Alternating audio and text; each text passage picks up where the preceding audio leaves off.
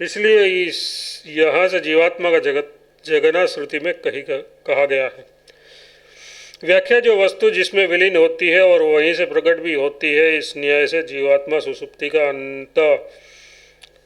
का अंत होने पर जब जगता है, तब यहाँ से यथार्थ परमात्मा के निवास स्थान हृदय से ही जागृत होता है। इसलिए उसके लय होने का स्थान भी वही है। ये अपने आप सिद्ध हो जाता है। ये जगना उस परमात्मा के ही व्यवस्था से होता है। जितने समय तक उसके प्रारब्धानुसार सुसुप्ति का सुखभोग होना चाहिए, उतना समय पूरा हो जाने पर उस परमात्मा की व्याख्या से जीवात्मा जागृत हो जाता है। ये भाव भी यहाँ समझ लेना चाहिए। संबंध यहाँ ये जिज्ञासा होती है कि जो जीवात्मा सुसुप्ति अवस्था में विलीन होता है, वह जाग कर वापस आता है या शरीर के लिए किसी अंग में पड़ा हुआ दूसरा ही कोई जीव जगता है। इस पर कहते हैं निस्संदेह वही जगता है, क्योंकि कर्म अनुस्मृति, वेद प्रमाण और कर्म करने की आज्ञा, इन सब की सिद्धि तभी होगी। इसलिए भी यही मानना ठीक है। व्याख्या जो जीवात्मा सोता है वही जागता है, सोता दूसरा है और जागता दूसरा है, ऐसा मानने में बहुत दोष आते हैं। वह अतः ऐसा नहीं माना जा सकता, क्योंकि ये देखा जाता है कि मनुष्य पहले दिन जिस कर्म को आरंभ करता है, उसके शेष भाग की पूर्ति दूसरे दिनों तक करता रहता है। आधा काम दूसरे ने किया हो और शेष आधे काम को अपना ही छोड़ा हुआ समझकर उसकी पूर्ति दूसरा करे, ये संभव नहीं है। तथा जगने के बाद पहले की सब बातों की स्मृति के साथ साथ ये भी स्मरण अपने आप होता है कि जो अब तक सोता था वही मैं अब जागा हूँ। दूसरे जीवात्मा की कल्पना करने के किसी प्रकार भी उसकी संगति नहीं हो सकती। अतः श्रुति में भी जगह जगह जो सोता है उसके जगने की बात कही गई है, और कर्म करने की जो वेदों में आज्ञा दी गई है उसकी सफलता भी जो सोता है उसके जगने से होगी।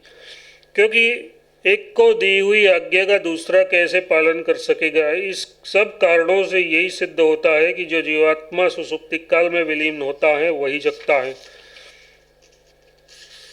संबंध जब मनुष्य किसी औषध आदि से मूर्छित कर दिया जाता है अथवा अन्य किसी बीमारी आदि कारणों से अचेत हो जाता है, उस समय न तो बाहरी जगत का ज्ञान रहता है, न स्वप्न देखता है और न सुख का ही अनुभव करता है। वह कौन सी अवस्था है, इस जिज्ञासा पर कहते हैं मूर्छा काल में दूसरी सुसुप्ति अवस्था माननी चाहिए, क्योंकि यही अवस्था शेष रहती है, अन्य कोई अवस्था शेष नहीं है। जन्म के बाद मरने से पहले जीवात्मा की पूर्वोक्त तीन अवस्थाएं ही सिद्ध है। किसी विशेष कारण से कभी कभी हो जाने वाली ये मुग्धावस्था सबकी और सदैव नहीं होती, अतः इसके लक्षण कुछ सुसुप्ति में ही संगत हो जाते हैं। इसलिए इसे अधूरी सुसुप्ति मानना ही उचित है, क्योंकि उस अवस्था में सुसुप्ति का सुख लाभ नहीं होता, केवल ज्ञान मात्र में ही सुसुप्ति से इसकी समता है। अतः इसे पूर्णतया सुसुप्ति भी नहीं कहा जा सकता। संबंध पूर्व प्रकरण में जीवात्मा की जागृति आदि अवस्थाओं का निरूपण किया गया है। इसमें प्रसंगवश ये बात भी कही गई है कि उस परम परमेश्वर का निरंतर चिंतन करने पर यह जीव कर्मबंधन से मुक्त हो सकता है। इसके ध्यान का यह महान फल बतलाया गया है। उस परब्रह्म परमात्मा का क्या स्वरूप है, इसका निर्णय करने के लिए अगला प्रकरण आरंभ किया जाता है। यहाँ यह जिज्ञासा होती है कि स्मृतियों में कहीं तो उस परमेश्वर को सर्वथा निर्विशेष निर्गुण बताया गया है, कहीं उसको सर्वेश्वर, सर्वशक्तिमान, सर्वज्ञ, अंतर्यामी, सर्वसाक्षी तथा समस्त प्राणियों की उत्पत्ति और प्रलय का कारण कहा गया है, कहीं उसे सर्वव्यापी और कहीं अंगुष्ठ मात्र बताया गया है, कहीं क्रियाशील और कहीं अक्रिय कहा गया है।